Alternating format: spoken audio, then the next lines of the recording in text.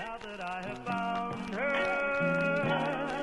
along the way, now that I have found you, girl.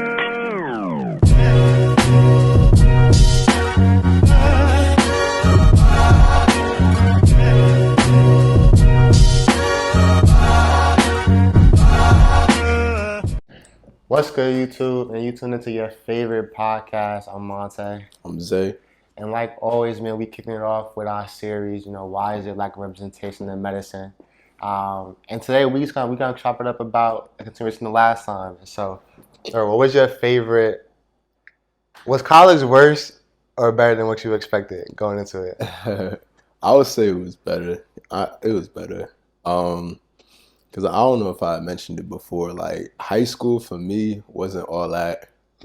As far as like the social aspect of it, because it was like I went to school, did my sports, went home. But college, I was like, nah, it's not gonna be like that. Like, Okay. my boy, my best friend, like he wasn't coming with me to my college. I had one of my other boys come with me, but like that one boy he was my boy, but he was like, we was like both like not that social. Yeah. So if it was just me and him, like we He's not like, going nowhere. You feel me? So I was like, nah, I gotta turn this around. Like, you feel me? I gotta pop out a little bit. You know what I mean? So once I was like, nah, like I made an effort. I was like, nah, I was talking to everybody. So college was lit for you. It was a little lit. We had our ups and downs, but it was lit. Like overall, definitely worth it. College was cool. It was cool. It was fun. I feel like I had higher expectations for what I thought college was gonna be, only because of what I saw in the movies. Like, But you feel what me? movies was you watching? See, I was watching like Scream, like when they or like I'm trying to think, Loving Basketball. Like I'm watching things like that where it's like, okay, I went to PWI. So I'm the only black. I'm like, oh, this about to be. Like, I only got set up. This about to be. So, and it really wasn't like in the parties. Wasn't really like how it was in the movies. And so for me, I'm like, man, it ain't even all that. It was fun though. Like I made a lot of friends. Got to chill. Different environment. Being on your own for the first time. No, facts. Kinda. Kinda. Nah, but I feel like the being on your own, like that's when it really started hitting me. Like, okay, I'm an adult. Is when I saw that like tuition bill, and I was like, wait, hold up, I really gotta pay for this. Like, where is coming from? Yeah. What was your first reaction when you saw or facts? Did you ever get like a bill where it was like, oh, that's bread? So for me, it was a little different because again, my dad went to the school that I worked at. Other way around. I went to the school my dad worked at. Yeah. So I didn't have to pay tuition. Yeah. But that was the thing. Like applying for colleges and stuff like that. My mom's was like, listen, you gonna go wherever the cheapest is. Yeah. And you really can't beat no tuition nowhere else. So that's what it came down to. So for a straight bill, nah, I never really. Well, what about books? Bill. That's why I was about to get there because I'm like, once I started to like, all right, now, because again, didn't have a tuition bill. We still had to pay room and board though. But my parents, not facts. My parents was holding me down in that avenue. But I get in class the first day. Y'all should get this textbook. Make sure y'all get this homework code for McGraw-Hill. I used to hate that. I gotta pay to do my homework. That's where it hit me. Crazy. I'm like, I gotta pay. That's crazy. I gotta pay for grades. Literally. So wait, you like, mind you, the money I'm giving y'all, the $15,000, that's not enough. Nah, it is crazy to think that's about. Not enough to do my homework. It is crazy. So I feel like when it started hitting, I'm like, this might crazy low key. Yeah. Like, you really got like everything got a tax. Feel me? Like, you want to eat, tax. You want to do your homework, tax. You want to live somewhere, tax. You feel me? True that. You want to breathe, tax. I promise you. But that's where it hit for me. Yeah. Okay. I would say no. Honestly, a real similar situation. It was like the first day of class, and we were in the line to pay for my books. So at TCJ, it was kind of like you had a list of what your books were, But the bookstore also knew what books you needed. So I'll go and be like, yeah, I'm enrolled in this course, and they'll tell me, okay, you need X, Y, Z. And so we get to the register, and they read, and me and my mom, my pops, and they read the total. Total comes out to about 3,000. I'm like 3,000, like, and I'm like, yeah, we might as well go back home. Tuition, right? Yeah, like we might as well go back home. Like this ain't for us. And that was the first time where I was like, nah, I actually got to pay to get this education, and the money got to come from somewhere. Like you know what I mean? Because growing up, it's like my mom's and them paying for the bills. Like I don't really ain't nothing coming out of my pocket. So I ain't noticed it honestly. But I will say it's kind of like a plug too to help out other people. EOF, also known as Equal Opportunity Fund, they were something that was real clutch for me. And they paid for like the books and my room and board and tuition and everything. That's tough. But so for those who are watching who don't know, let's say if your moms or your parents don't go to college, don't work at the college, if you're not in EOF, how else can you pay for college? Excuse me. Well, one, the best way to alleviate, I would say, the tax would try and be getting scholarships. I feel like. Sure. Go. I'll let you go. Because I feel like scholarships, like, and it depends. Like, there's different types of scholarships. So you got your merit scholarships. You got the scholarships that you apply for, and you get the 5,000 here, 200 there, You feel me? And then I guess you could get grants. I didn't really do too many grants. Yeah, there's like federal grants, like Pell grant or something like that. Tag or some grant. Yeah. So stuff like that, like any way you can find to like get you a little paper, to alleviate that, do that. Now, you mentioned scholarships. Do you feel like they be giving out scholarships for real to like? Let me tell you something. Because I feel like you would think like so again, and I don't maybe it's because I had my father, like I didn't have to pay tuition. Yeah. But I got one merit scholarship. And that's it? How much you think it was? Because again, 500, 1,000. 500 a semester. A semester? A semester. That's nothing though. That's what I'm saying. No, but again, I'm like, maybe it's because they're giving me the benefit of the doubt. Like, oh, you're no, I had the same. Hold on, I'm like, bro, mind you, and this is a merit scholarship, so merit scholarship, you don't have to apply for it. This is because of what I did in high school. Like, this is me. Like, I was in all honors classes. I had a 4.17 GPA. 12. That's crazy. I had a 1,200 SAT score. Working hard, bro. Black kid from the feel me. All these things going on. I work hard, work my butt off, and I feel like we should be getting thrown like the bread should just be coming. Like I'm the pick, like you know what I mean. I'm a commodity right now. Yeah, like I'm the prize. Like why aren't I getting thrown this bread all these schools? You see, I feel like that happens in some circumstances. Because I've heard stories of like, and I think maybe it might depend on like the level of education. Okay. But there's like stories of like medical schools that'll pay like full ride. College? Not medical school. Oh, like medical school? For minorities. You feel me? Full ride. Because again, commodity. Yeah. Somebody got, and again, to a certain extent, for medical schools, it's like they want you or you want them. But if you a minority, they need you. So and if that school doesn't really have a good like rapport or like not rapport per se, but like a track record, I guess, with like minorities, like having a lot of minorities, or like they got a history of like something like a southern school or something like that. They kind of got to keep up with the content and be like, okay, nah, I'll throw you a little bread if you come here, you feel me? But I don't know if undergrad a little different or whatever. See, and I feel like that's part of the barrier that's there too. Because when we're talking about lack of representation in medicine, to get to medical school, I got to do college first. Yeah. And if the college institutions aren't set up where it's like, oh nah, we want you, like come here, and I don't feel like, you know what I mean? Because then if they're not throwing it back, if I'm not getting the scholarships, and I don't got help from my parents, I didn't get EOF, because honestly, EOF's only a Jersey thing. Facts. I mean, Well, yeah, not facts. EOS. They're similar. I was about to say. I wonder if there's other ones. Yeah, there's similar things like EOF.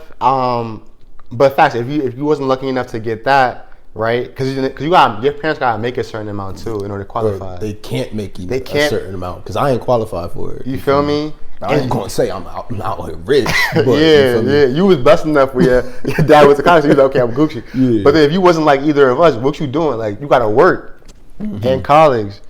You gotta put in work for your schoolwork, and then having to try and work like for money on the side. That's a grind, bro. That is a grind. That's a grind. And then you compare that, I feel like, to the lives of some of your peers who maybe, nah, daddy got me. Like I can't feel me. Like my tuition paid off, loans paid off, everything Gucci. Like I gotta.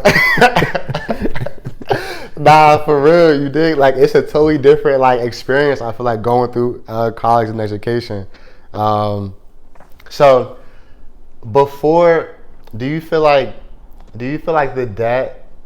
Are you ever worried about the debt that you're accruing right now? Because in med school, we're in debt. Like, yeah. You know So again, for undergrad, my parents had me. Yeah. And so for tuition, we didn't have to pay tuition, and then room and board. My first 2 years, I lived on campus. And my parents paid my room and board. And then my third and fourth year, my sister was at the school as well. We just had one apartment, and then my parents just paid our rent. Okay. So it was a lot cheaper than just paying two separate room and board. So coming out of undergrad, it was good. I'm blessed to have like no loans.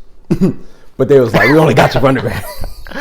So right now for medical school, it's racking up. Are you worried about that debt? Like, is it in the back of your mind like, oh my gosh, like? On the day-to-day, nah. Why not? Because some people be saying that money not real. Like it's gonna get paid back one way or the other. But I'm saying like on the day-to-day, meaning like if we just took a test, I just went to go get Chipotle, just cause I ain't thinking about it. You feel me? But when I gotta go sit down with the financial advisor and make out my budget, then it starts to like. I feel like I still don't be thinking it's real. Like y'all lying. Like, but on the day-to-day, I'll blow that. You feel me? Fact. And I ask that because I feel like when you coming up, I feel like a lot of kids, a lot of students like get worried about like oh my, how I'm supposed to pay for this? Like I'm going to school to be in debt, like and be in loans, and that kind of discourages them too from pursuing higher education. And I feel like it puts that stigma, like, and I feel like historically there's been this kind of idea or stigma that college or higher education is for those with money. Like, can you afford to send your kids off to college? Like, you know what I mean? Like that's typically the thing. Like, can you afford to go and do that? And if not, then you stay at home and you get in a job and you gotta figure out how to make this work without it. Do you think that's changing at all? Like, you think there's progress in that area? Like, it's starting to not be the case, or you feel like it's still relevant? As far as like college or higher education being for people with money, for people with money. Is it changing? I would hope so. I would say. I would think so because I feel like, again, as far as me personally, and again me going to Rowan and whatnot, I did know a lot of first gen students. Like, you a first gen student, and it's like the vast majority or the vast number of first generation students kind of like hints or like puts hope in the fact that like not facts, like people like even they parents ain't go but they making that effort. And I feel like our society and like our generation is low-key trying to be like one up every other generation. You feel me? Like but I feel like that's typical of all generations. Like, you always want to try and do better than your parents, and your parents is always going to try to do better than their parents. So I feel like progressively facts, I feel like it's going to get better. Not facts. I would say though.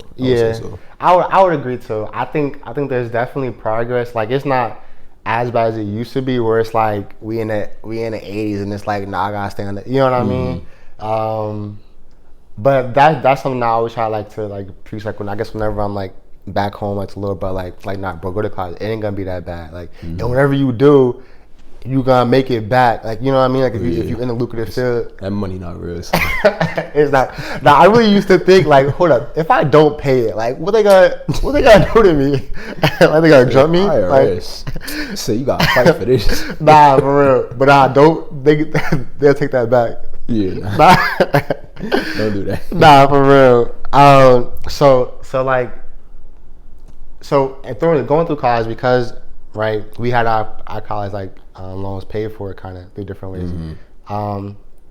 But did your parents going to college at all change your perspective about higher ed? Because we saying now like the idea of college people with money isn't so much so. Now add on to it that both your parents go to college. Does that change your perspective about education a little bit? A little bit. And I think we had kind of talked a little bit about it the past episode. But Yeah. Facts. Like I said, my parents both went to college. They both actually went to Rowan. So technically we all went to their alma mater. And my mom being a school teacher, my dad working at the college. And again, he done got his master's. My mom got her master's.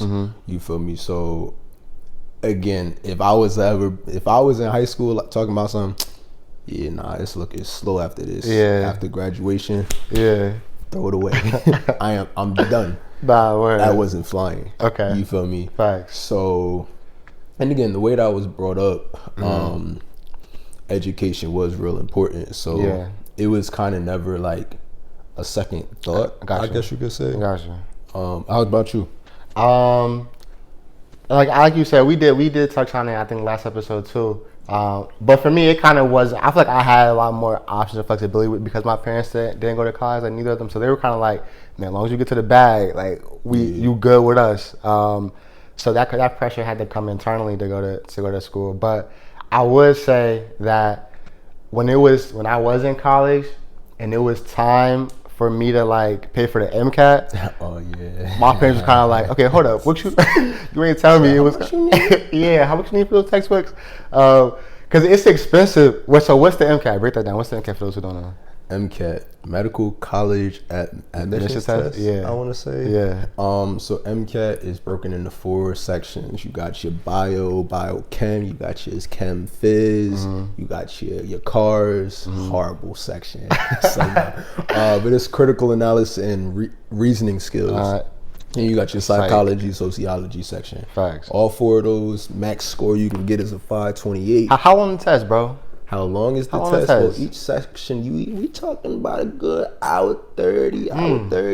4 parts, do the math, 3, 6. You looking at 7 hours. And then you get like 10-minute breaks in between. You get like 2 10s and 1:30 and 1:30. So you basically like an 8-hour test if you take all them breaks. You don't have to take the breaks if you want to. If you want to be macho man, you'll be macho man, thug it out for 6 hours straight. Be my guest. But if you do take the breaks, you're looking at an 8-hour test. 7 to 8 hours again, because you gotta register. You gotta da. You feel me? That was the first time I ever had to do something like that. Yeah.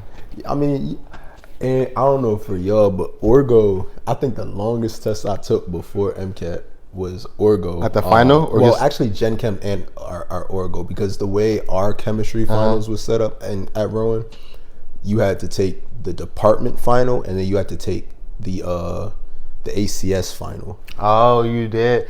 See, that was like 4 hours. So you had to take both tests at the same time. See, we only need to take the AC. Am I lying to you?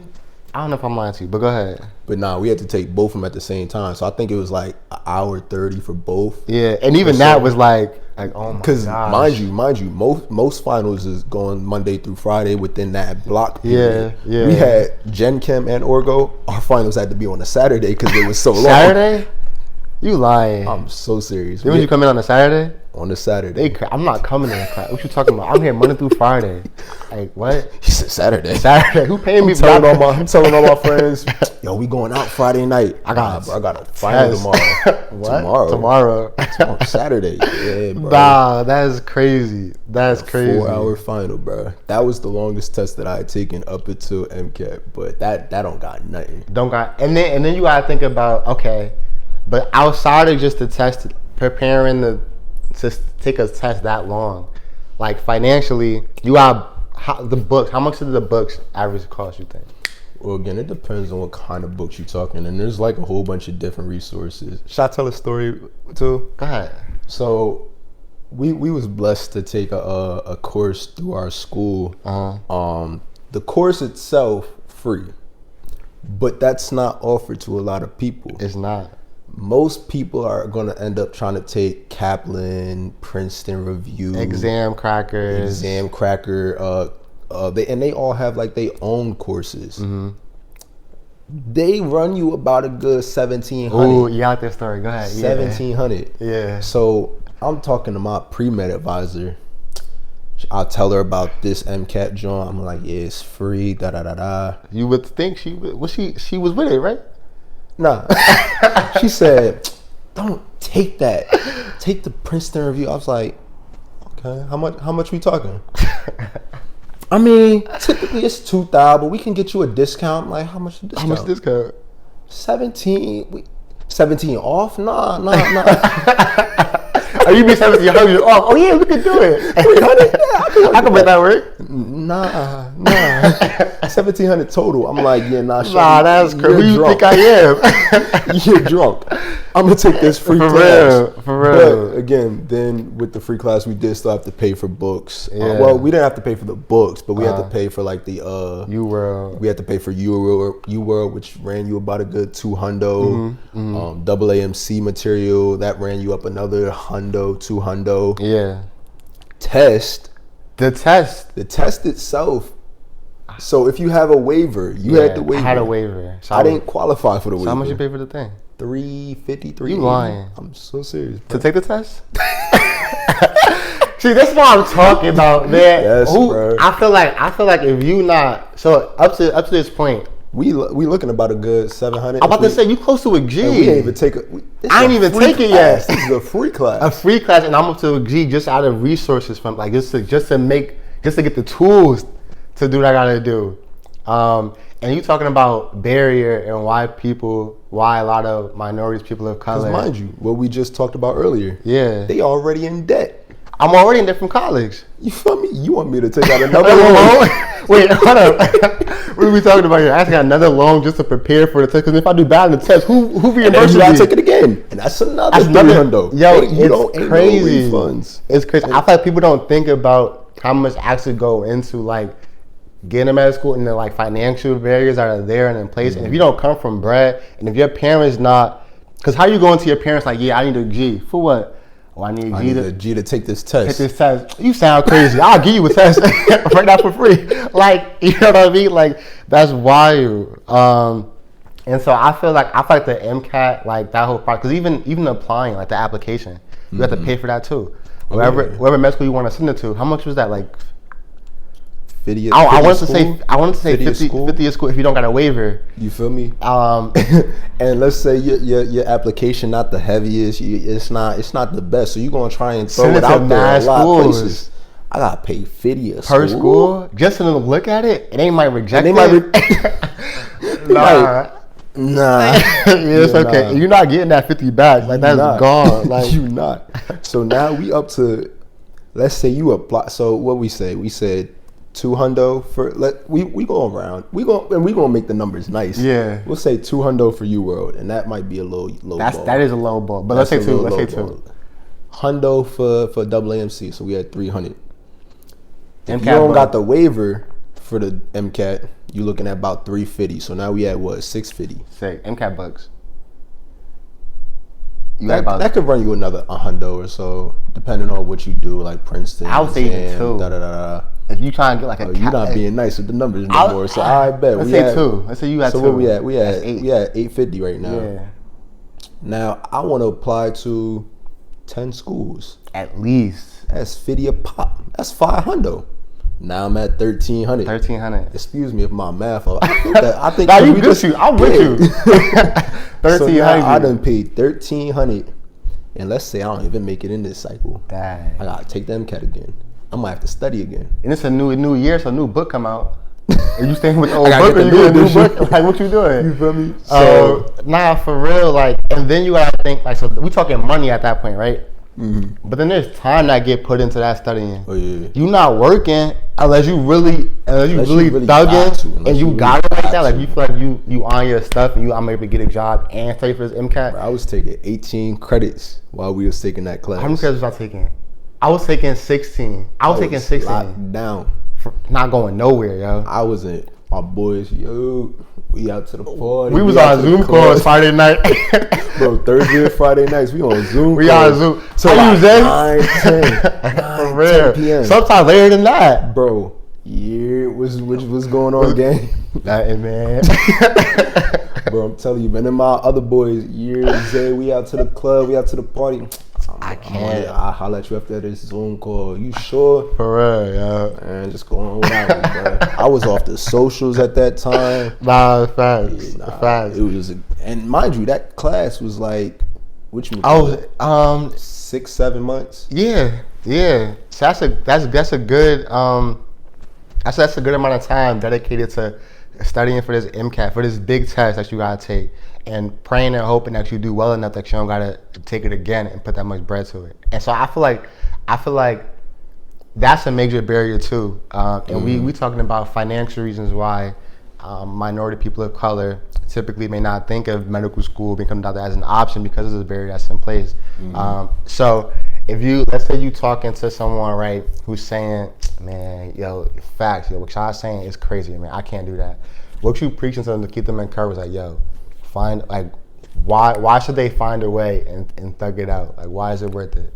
I'll say the end goal, cause